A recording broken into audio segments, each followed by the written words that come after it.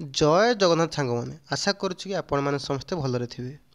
मु राकेश आपण मानक स्वागत करुच्ची degree education Odisha YouTube channel को। तेबे आजिकार टॉपिक रही +3 history honours first semester core course 1 रो द्वितीय यूनिट जार कि नाम रही प्राग ऐतिहासिक शिकारी और खाद्य संग्रहकारी। तेबे यार गत क्लास रे आमे यह यूनिट थिबा 25टी 2 मार्क क्वेश्चन को आमे भल भाव डिस्कसन कर सारी। तेबे आजिकार यह क्लास रे यही यूनिट थिबा आउ 25टी 2 मार्क क्वेश्चन को आमे भल भाव डिस्कसन करवा। जदि आपको क्लास टी भल लगुए तेज निहाती भाव लाइक करेंगे और चैनल टी को निश्चित भाव में सब्सक्राइब करेंगे। तेज 26 नंबर क्वेश्चन देखा नूतन प्रस्तर जुगर सभ्यता प्रथम भारतर केउठारे गढ़ी उठिथिला एवं यार कारण कौन थिला। तेज यार सठिक उत्तर रही नूतन प्रस्तर सभ्यता प्रथम भारतर मेहरगढ़ ठारे गढ़ी उठिथिला। कारण यही अंचल सिंधु नदी एवं भूमध्यसागर रही तापर यह सारा भारतवर्ष प्रसारित हो जाइथिला। जेपरिक बुर्जाहोम ब्रह्मगिरी मास्की नरसिंहपुर दाओजिली हाडिग चिरना इत्यादि।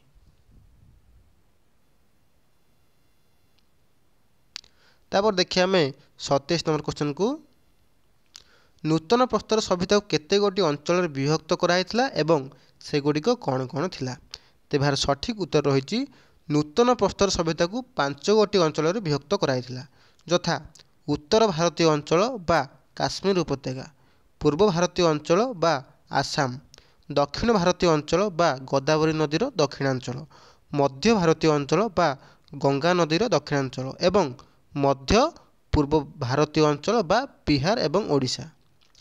जम्मू और काश्मीर प्रदेश में झेलम नदी उपत्यका 3 स्थान में प्रत्नतात्विक खनन कराया पर उत्तर भारत स्थित नूतन प्रस्तर जुग सभ्यतार प्रमाण लोकलोचन को आसाला बा मिल पारि।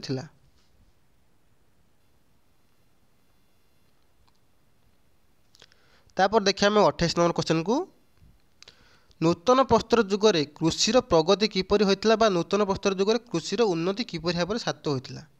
तेज यार सठिक उत्तर रही मानव समाज बंचाई प्रकृतिर संबल उपर निर्भर करिया परिवर्ते बार्ली गहम और धान उत्पादन करने और एक नूतन संस्कृतिर धारा सृष्टि करिथिला।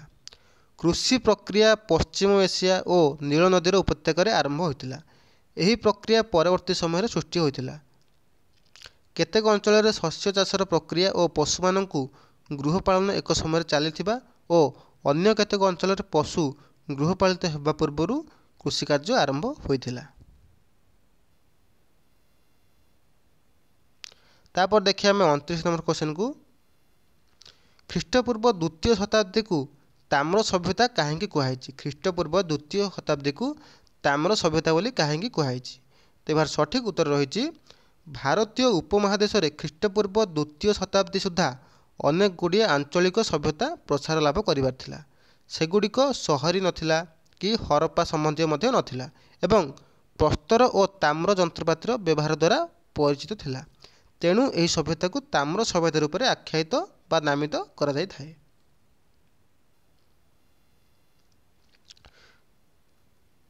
तापर देखिए आम 30 नंबर क्वेश्चन को गैरिक माटीपात्र संस्कृति विषय सम्यक धारणा दियो। तेज यार सठिक उत्तर रही उत्तर प्रदेश बिसाउली एवं राजपुर परशुरे 1950 रे भूतत्व खनन एक प्रकार माटीपात्र आविष्कार कराइथिला। एही पात्र गुड़िक मध्यम धरणर दाना विशिष्ट मूर्तिकार निर्माण कराइथिला जहाँकि कमला रंगरू नाली रंग आड़ को गति करथिला। तेणुक एही प्रकार माटीपात्र युक्त यह स्थान गैरिक माटीपात्र संस्कृतिर अंतर्भुक्त थिला। तापर देखिए आम 31 नंबर क्वेश्चन को मसृण माटीपात्र संस्कृतिर उत्पत्ति एवं यार आकार और गठन विषय संक्षिप्त वर्णना कर। मसृण माटीपात्र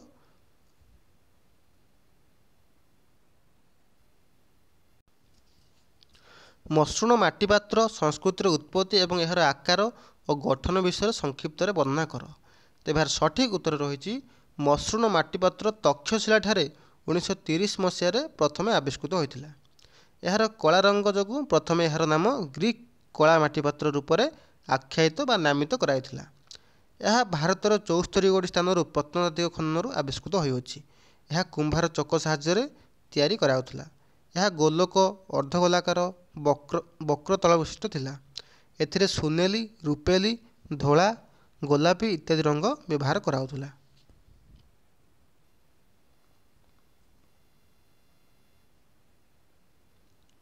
ତାପରେ ଦେଖିବା ଆମେ 32 ନମ୍ବର କ୍ୱେଶ୍ଚନକୁ। ତାମ୍ର ଯୁଗରେ ମାଟି ପାତ୍ର ଗୁଡ଼ିକର ଆକାର ଓ ବର୍ଣ୍ଣନା ବିଷୟରେ ସଂକ୍ଷିପ୍ତରେ ଆଲୋଚନା କର। କ'ଣ କହିଛି ନା ତାମ୍ର ଯୁଗରେ ମାଟି ପାତ୍ର ଗୁଡ଼ିକର ଆକାର ଆକୃତି କିପରି ଥିଲା ସେ ବିଷୟରେ ଆମକୁ ବର୍ଣ୍ଣନା କରିବା ପାଇଁ କହିଛି। ତେବେ ଏହାର ସଠିକ୍ ଉତ୍ତର ରହିଛି ତାମ୍ର ଯୁଗରେ କାୟଥ, ମାଳବ ଇତ୍ୟାଦିର ମାଟି ପାତ୍ର ଆଦି ପ୍ରସିଦ୍ଧ ଥିଲା। ଏହାର ଆକାର ମୋଟା ଓ ଟାଣୁଆ, ନାଲି, ପିଚ୍ଛିଳ ଏବଂ ଗାଢ଼ ଧୂସର ରଙ୍ଗରେ ରଙ୍ଗ କରାଯାଉଥିଲା। ଏହା ସାଧାରଣତଃ କାୟଥ ଅଞ୍ଚଳରେ ତିଆରି କରାଯାଉଥିଲା ଏବଂ ମାଳବ ଅଞ୍ଚଳର ମାଟି ପାତ୍ର ଗୁଡ଼ିକ ମୂଳରେ ଶକ୍ତ ବଇଠି ରହିଅଛି ଏବଂ ମାଟି ପାତ୍ରରେ ଚିତ୍ର ବିଚିତ୍ର ମଧ୍ୟ କରାଯାଇଅଛି। ତାପରେ ଆମେ ଦେଖିବା 33 ନମ୍ବର କ୍ୱେଶ୍ଚନକୁ। ତାମ୍ର ସଭ୍ୟତାର କୃଷି ଜନବସତି ଉପରେ ସମ୍ୟକ ସୂଚନା ପ୍ରଦାନ କର। ତାମ୍ର ସଭ୍ୟତାର କୃଷି ଜନବସତି ଉପରେ ସମ୍ୟକ ସୂଚନା ପ୍ରଦାନ କର। ତେବେ ଏହାର ସଠିକ୍ ଉତ୍ତର ରହିଛି ଗୋଦାବରୀ, କୃଷ୍ଣା, ତୁଙ୍ଗଭଦ୍ରା, ପେନେରୁ ଏବଂ କାବେରୀ ନଦୀ ଉପତ୍ୟକାରେ ଏକ ପ୍ରକାରର ଉପନିବେଶ ଭଳି ବସତି ସବୁ ଗଢ଼ି ଉଠିଥିଲା। ଜନବସତି ଗୁଡ଼ିକ ଶିଖରଯୁକ୍ତ ପାହାଡ଼କୁ କାଟି ପାହାଚ ପାହାଚ କରି ତା ଉପରେ 2 ବା ଅଧିକ ପାହାଡ଼ ମଧ୍ୟରେ ଥିବା ଉପତ୍ୟକା ଆଦିରେ ଅବସ୍ଥିତ କରିଥିଲେ ଏବଂ ଏହି ସବୁ ସ୍ଥାନମାନଙ୍କରେ ଆଂଶିକ ଉର୍ବର, ଅଳ୍ପ ବୃଷ୍ଟିପାତ, ବାଲୁକା ଓ ଶୁଷ୍କ ଅଞ୍ଚଳ ଯାହାକି ଶୁଷ୍କ ଚାଷ, ପଶୁପାଳନ ଆଦି ପାଇଁ ଉପଯୁକ୍ତ ଆଦିରେ ବିକାଶ ଲାଭ କରିଥିଲା। ଗହମ, ବାର୍ଲି, ଚଣା ଜାତୀୟ ଶସ୍ୟ, ତୈଳ ଜାତୀୟ ଶସ୍ୟ ଯଥା ସୋରିଷ, ବାଦାମ, କାର୍ପସ ଆଦି ଏଥିରେ ସେମାନେ ଚାଷ କରୁଥିଲେ।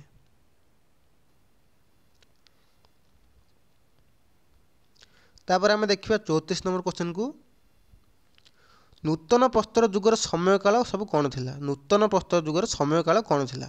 ତେବେ ଏହାର ସଠିକ୍ ଉତ୍ତର ରହିଛି ସମଗ୍ର ପୃଥିବୀ ପରିପ୍ରେକ୍ଷୀରେ ଦେଖିଲେ ନୂତନ ପ୍ରସ୍ତର ଯୁଗ 10,000 ଖ୍ରୀଷ୍ଟପୂର୍ବରୁ ଆରମ୍ଭ ହୋଇ ଖ୍ରୀଷ୍ଟପୂର୍ବ 5,000 ପର୍ଯ୍ୟନ୍ତ ପର୍ଯ୍ୟାପ୍ତ ଥିଲା। ମାତ୍ର ଭାରତରେ ନୂତନ ପ୍ରସ୍ତର ଯୁଗ ଖ୍ରୀଷ୍ଟପୂର୍ବ 7,000ରୁ ଆରମ୍ଭ ହୋଇ ଖ୍ରୀଷ୍ଟପୂର୍ବ 4,000 ପର୍ଯ୍ୟନ୍ତ ପର୍ଯ୍ୟାପ୍ତ ଥିଲା। ତାପରେ ଦେଖିବା 35 ନମ୍ବର କ୍ୱେଶ୍ଚନକୁ। ବୁର୍ଜାହୋମ ଠାରେ କେଉଁ ପ୍ରକାରର ଉପକରଣ ଦୃଷ୍ଟିଗୋଚର ହୋଇଥାଏ? ବୁର୍ଜାହୋମ ଠାରେ କେଉଁ ପ୍ରକାରର ଉପକରଣ ଦୃଷ୍ଟିଗୋଚର ବା ଦେଖିବା ପାଇଁ ମିଳିଥାଏ? ତେବେ ଏହାର ସଠିକ୍ ଉତ୍ତର ରହିଛି ବୁର୍ଜାହୋମ ଠାରେ ନିହାଣ, ଫାଉଡ଼ା, କୋଦାଳ, ଲମ୍ବା ବେଣ୍ଟଯୁକ୍ତ ଗଦା, ଟାଙ୍ଗିଆ, ଛୁଞ୍ଚି ଆଦି ପ୍ରସ୍ତର ତଥା ହାଡ଼ରେ ନିର୍ମିତ ଉପକରଣ ମିଳିଅଛି। ତାପରେ ଆମେ ଦେଖିବା 36 ନମ୍ବର କ୍ୱେଶ୍ଚନକୁ। କର୍ଣ୍ଣାଟକର କେଉଁ କେଉଁ ଅଞ୍ଚଳରେ ନୂତନ ପ୍ରସ୍ତର ଯୁଗର ସଂସ୍କୃତି ବିକାଶ ଲାଭ କରିଥିଲା? କର୍ଣ୍ଣାଟକର କେଉଁ କେଉଁ ଅଞ୍ଚଳରେ ବା ଜାଗାରେ ନୂତନ ପ୍ରସ୍ତର ଯୁଗର ସଂସ୍କୃତି ବିକାଶ ଲାଭ କରିଥିଲା? ତେବେ ଏହାର ସଠିକ୍ ଉତ୍ତର ରହିଛି କର୍ଣ୍ଣାଟକର ମସ୍କି, ବ୍ରହ୍ମଗିରି, ହଲ୍ଲର, କୋଡ଼େକାଲ, ସଂଗନକାଲୁ, ଟି ନରସୀପୁର, ପିକ୍ଲି ହିଲ୍, ଟେକ୍ଲାଲକୋଟା ଆଦି ସ୍ଥାନ ଗୁଡ଼ିକରେ ନୂତନ ପ୍ରସ୍ତର ଯୁଗର ସଂସ୍କୃତି ବିକାଶ ଲାଭ କରିଥିଲା। ତାପରେ ଆମେ ଦେଖିବା 37 ନମ୍ବର କ୍ୱେଶ୍ଚନକୁ। ବୁର୍ଜାହୋମ ସଭ୍ୟତାର ସମୟକାଳ କେତେ ଥିଲା? ବୁର୍ଜାହୋମ ସଭ୍ୟତାର ସମୟକାଳ କେତେ ଥିଲା ଏବଂ ଏହା କେତେ ସ୍ତରୀୟ ସଭ୍ୟତା ବିଶିଷ୍ଟ ଥିଲା? ତେବେ ଏହାର ସଠିକ୍ ଉତ୍ତର ରହିଛି ବୁର୍ଜାହୋମ ସଭ୍ୟତାର ସମୟକାଳ ଖ୍ରୀଷ୍ଟପୂର୍ବ 2375ରୁ ଖ୍ରୀଷ୍ଟପୂର୍ବ 1700 ମଧ୍ୟରେ ଥିଲା ଏବଂ ଏହି ସଭ୍ୟତାଟି ତ୍ରିସ୍ତରୀୟ ବିଶିଷ୍ଟ ଥିଲା।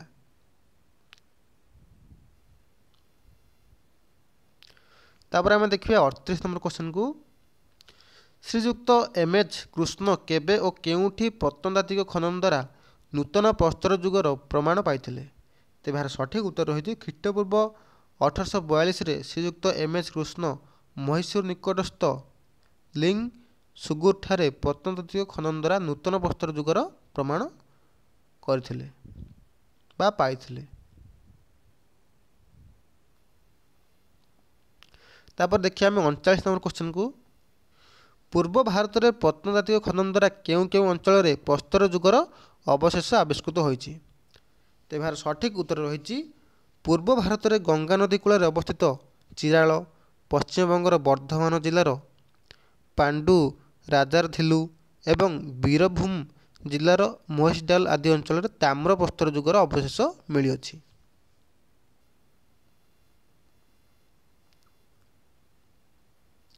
ତାପରେ ଦେଖିବା ଆମେ 40 ନମ୍ବର କ୍ୱେଶ୍ଚନକୁ ବୁର୍ଜାହମ ସଭ୍ୟତାର ମାନବର ନଗର ପରିକଳ୍ପନା ବିଷୟରେ ବର୍ଣ୍ଣନା କର। କ'ଣ ପଚାରିଛି ଆମକୁ ନା ବୁର୍ଜାହମ ସଭ୍ୟତାରେ ମନୁଷ୍ୟର ନଗର ପରିକଳ୍ପନା ବିଷୟରେ ବର୍ଣ୍ଣନା କର। ତେବେ ଏହାର ସଠିକ୍ ଉତ୍ତର ହେଇଯିବ କ'ଣ ନା ଜାମ୍ମୁ ଓ କାଶ୍ମୀର ଉପତ୍ୟକାରୁ ବୁର୍ଜାହମ ସଭ୍ୟତାର ଅବଶେଷାଂଶ 1935 ମସିହାରେ ପ୍ରତ୍ନତାତ୍ତ୍ୱିକ ଖନନରୁ ଆବିଷ୍କୃତ ହୋଇଛି। ଅତି ନିମ୍ନ ସ୍ତରରେ ମିଳିଥିବା ପ୍ରମାଣରୁ ପରିଲକ୍ଷିତ ହୁଏ ଯେ ସେହି ସମୟରେ ନୂତନ ପ୍ରସ୍ତର ଯୁଗର ଅଧିବାସୀମାନେ ଭୂମି ତଳେ ଘର ତିଆରି କରି ରହୁଥିଲେ ବା ମାଟି ତଳେ ସେମାନେ ଘର ତିଆରି କରି ରହୁଥିଲେ। ଏହି ଗୃହଗୁଡ଼ିକରେ ପ୍ରବେଶ ପ୍ରଥମରୁ ହୋଇଥିବା ବେଳେ ଭିତରକୁ କ୍ରମାନ୍ୱୟରେ ଓସାରିଆ ହୋଇ ବଡ଼ କୋଠରୀରେ ପରିଣତ ହୋଇଥିଲା।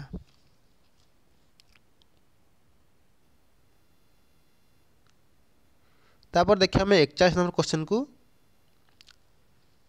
ଚାଲକୋଲିଥିକ ଯୁଗ କାହାକୁ କୁହାଯାଏ। ଚାଲକୋଲିଥିକ ଯୁଗ ବୋଲି କାହାକୁ କୁହାଯାଏ। ତେବେ ଏହାର ସଠିକ୍ ଉତ୍ତର ହୋଇଯିବ ପ୍ରସ୍ତର ଯୁଗରୁ କାଂସ୍ୟ ଯୁଗର ଅଗ୍ରଗତି ପର୍ଯ୍ୟନ୍ତ ସମୟକୁ ଚାଲକୋଲିଥିକ ଯୁଗ ବୋଲି କୁହାଯାଏ। ସେ ସମୟରେ ପ୍ରସ୍ତର ନିର୍ମିତ ଉପକରଣମାନ ବ୍ୟବହାର କରାହେଉଥିଲା।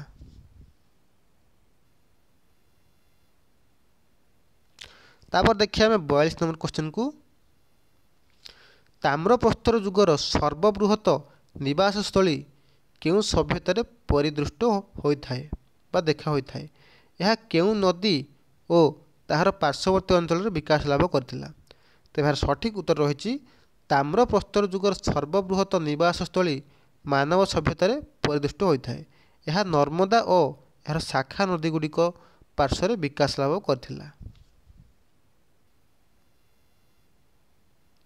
ତାପରେ ଦେଖିବା ଆମେ 43 ନମ୍ବର କ୍ୱେଶ୍ଚନକୁ ତାମ୍ରପ୍ରସ୍ତର ଯୁଗର ଗୃହ ନିର୍ମାଣ ଶୈଳୀ କିପରି ଥିଲା। ଅର୍ଥାତ୍ ତାମ୍ରପ୍ରସ୍ତର ଯୁଗରେ ଘରଗୁଡ଼ିକ କିପରି ଭାବରେ ନିର୍ମାଣ କରାଯାଉଥିଲା।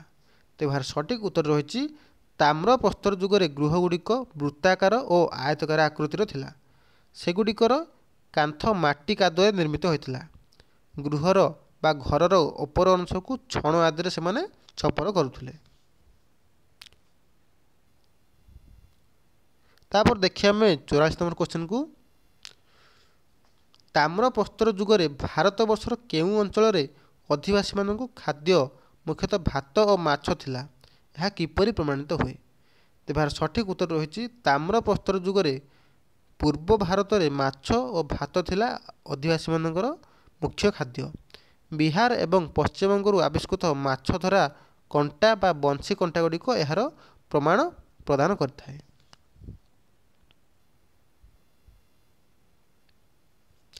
ତାପରେ ଦେଖିବା ଆମେ 45 ନମ୍ବର କ୍ୱେଶ୍ଚନକୁ ରାଜସ୍ଥାନର କେଉଁ ଅଞ୍ଚଳଟି ତାମ୍ର ଖାଦାନ ରୂପେ ପରିଚିତ। ସେହି ଅଞ୍ଚଳର କେଉଁ ପାର୍ଶ୍ୱବର୍ତ୍ତୀ ଅଞ୍ଚଳରେ ତାମ୍ର ନିର୍ମିତ ସରଞ୍ଜାମ ମିଳିଅଛି। ତେବେ ଏହାର ସଠିକ୍ ଉତ୍ତର ରହିଛି ରାଜସ୍ଥାନର କ୍ଷେତ୍ରୀୟ ଅଞ୍ଚଳଟି ତାମ୍ର ଖାଦାନ ରୂପେ ବା ତାମ୍ର ଖଣି ରୂପେ ପରିଚିତ। ସିକର ଝୁନଝୁନ ଅଞ୍ଚଳ ନିକଟସ୍ଥ ଗଣେଶଶ୍ୱରଠାରେ କରାଯାଇଥିବା ପ୍ରତ୍ନତାତ୍ତ୍ୱିକ ଖନନରୁ ତାମ୍ର ପ୍ରସ୍ତୁତ ସର ମୁନ ବର୍ଚ୍ଛା ମୁନ ବଂଶୀକଣ୍ଟା ଚୁଡ଼ି ଏବଂ ନିହାଣ ଆଦି ଆବିଷ୍କୃତ ହୋଇଛି। ତାପରେ ଆମେ ଦେଖିବା 46 ନମ୍ବର କ୍ୱେଶ୍ଚନକୁ ତାମ୍ରପ୍ରସ୍ତର ଯୁଗର ମାନବର ଜୀବିକା କ'ଣ ଥିଲା। ଅର୍ଥାତ୍ ତାମ୍ରପ୍ରସ୍ତର ଯୁଗରେ ମାନବ କେଉଁ ବୃତ୍ତି ଧରି ଜୀବନଯାପନ କରୁଥିଲା ଏବଂ ସେମାନେ କେଉଁ ଜାତୀୟ ଫସଲ ଉତ୍ପାଦନ କରୁଥିଲେ। ତେବେ ଏହାର ସଠିକ୍ ଉତ୍ତର ହୋଇଯିବ ତାମ୍ରପ୍ରସ୍ତର ଯୁଗର ମାନବ ପଶୁପାଳନ ଓ କୃଷିକୁ ନିଜର ଜୀବିକା ରୂପରେ ଗ୍ରହଣ କରିଥିଲା ଏବଂ ଡାଲି ଜାତୀୟ ଫସଲ ସେମାନେ ଉତ୍ପାଦନ କରୁଥିଲେ। ତାପରେ ଆମେ ଦେଖିବା 47 ନମ୍ବର କ୍ୱେଶ୍ଚନକୁ ଉନ୍ନତ ନଗର ନିର୍ମାଣ ଓ ସହରୀ ସଭ୍ୟତା କେଉଁ ଯୁଗରୁ ଆରମ୍ଭ ହୋଇଥିଲା। ତେବେ ଏହାର ସଠିକ୍ ଉତ୍ତର କ'ଣ ହୋଇଯିବ ନା ପ୍ରାଚୀନ ତାମ୍ରଯୁଗୀୟ ଅଧିବାସୀମାନେ ଉନ୍ନତମାନର ନଗର ନିର୍ମାଣ ଯୋଜନା ପ୍ରସ୍ତୁତ କରୁଥିଲେ। ନଦୀ କୂଳମାନଙ୍କରେ ସହର ନଗର ମାନ ନିର୍ମାଣ କରି ସେମାନଙ୍କର ସାମାଜିକ ଜୀବନକୁ ସେମାନେ ଉନ୍ନତ କରିଥିଲେ। ପ୍ରାଚୀନ ଭାରତୀୟ ତାମ୍ର ସଂସ୍କୃତି ଥିଲା ବିଭିନ୍ନ ଲୋକମାନଙ୍କର ଏକ ଅପୂର୍ବ ସମାହାର। ତାପରେ ଦେଖିବା ଆମେ 48 ନମ୍ବର କ୍ୱେଶ୍ଚନକୁ ତାମ୍ରପ୍ରସ୍ତର ଯୁଗର କେଉଁ ସଭ୍ୟତାକୁ ହରପ୍ପା କାଳର ପୂର୍ବବର୍ତ୍ତୀ ସଭ୍ୟତା ରୂପରେ ଗ୍ରହଣ କରାଯାଏ ଏବଂ ସେହି ସଭ୍ୟତା ହରପ୍ପାକୁ କେଉଁ ଧାତବ ପଦାର୍ଥମାନ ଉପକରଣମାନ ଯୋଗାଉଥିଲା? ତେବେ ଏହାର ସଠିକ୍ ଉତ୍ତର ହୋଇଯିବ ଅଣୁଶିଳାସ୍ତ ଓ ଅନ୍ୟ କେତେକ ପ୍ରସ୍ତର କାର୍ଯ୍ୟ ସରଞ୍ଜାମର ଆବିଷ୍କାରରୁ ଗଣେଶ୍ୱର ସଭ୍ୟତାକୁ ହରପ୍ପା କାଳର ପୂର୍ବବର୍ତ୍ତୀ ସଭ୍ୟତା ରୂପେ ଗ୍ରହଣ କରାଯାଏ। ଗଣେଶ୍ୱର ମୁଖ୍ୟତଃ ହରପ୍ପାକୁ ତାମ୍ର ଉପକରଣମାନ ଯୋଗାଉଥିଲା।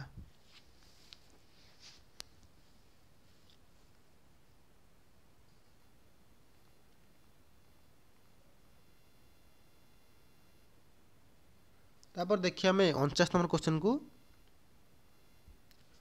केउं समयरु सभ्यतार विकास होइतिला केउं समयरु सभ्यतार विकास होइतिला तेबे सठिक उत्तर होइजिवो ताम्र युग समयरु प्राचीन भारत रे सभ्यतार विकास रो आयामारंभ घटिथिला। एही समय प्राचीन मनीष गृह निर्माण पोशाक परिच्छेद विभिन्न धातव पदार्थर व्यवहार वाणिज्य व्यवसाय सहित विभिन्न क्षेत्र में विकास घटाइथिला। तो वर्तमान देखिए 50 नंबर क्वेश्चन बा शेष क्वेश्चन को देखिबा केउं सबु अंचल रे हरप्पा सभ्यतार पूर्वकालीन ताम्र प्रस्तर युगर बसती मान आविष्कृत होइछि। तेबे यार सठिक उत्तर रहिछि राजस्थान कालीबंगान हरियाणार बनवाली एवं पाकिस्तान सिंधु प्रदेश कोटडिजी ठारे हरप्पा सभ्यतार पूर्वकालीन ताम्र प्रस्तर युगर बसती मान सब आविष्कृत होइछि।